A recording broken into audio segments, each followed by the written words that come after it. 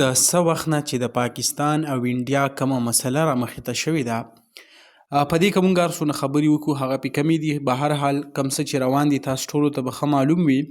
خو څه داسې پنکاران او زه به خبره وکړم چې لکه د افغانستان زیاتره کم پنکاران چې دي هغه اوسیږي په پاکستان کې، یعنی د افغانستان کم حالات چې دي و هلته چې څه روان دي په هغې کې د پنکارانو کم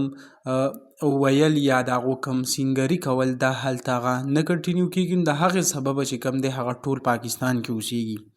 نو هغه داسې خبرې وکړي چې د هغې کم ډېر زیات کم خلک چې دي هغه پې ډېر زیات نیوکې بیا شروع کړي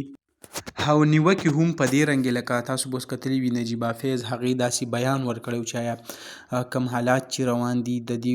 کم جنګ د یو څو تنظیمونو په حوالې سره دی او بیا چې کم زموږ افغانیان وروڼه وایي په دې کې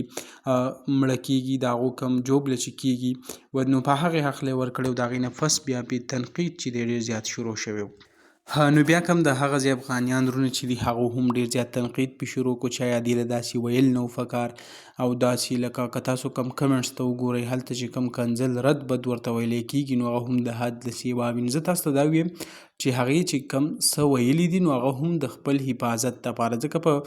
د هغې دا سوچ دی چې زه په پاکستان کې هغه پاتې شم. لکه که مونږ اوس وګورو که نه په پاکستان کې د افغان وروڼو سره چې کم سلوک شروع دی نو هغه هم ډېر زیات افسوسناک دی. یعنی په روډ به روان وي او ګاډی به راشي یا به ونیسي او به ګاډي ته چوت کي او کم جیل ته به یې واچوي، په جیل کې 2-3 ورځې د هغې پراسس وي، د هغې نه پس چې کم دی بیا په بارډر باندې واړوي. نو هغې که څه ویلي وي نو صرف او صرف د خپل حفاظت دپاره او د خپل د اوسېدو دپاره یې داسې خبرې کړلي.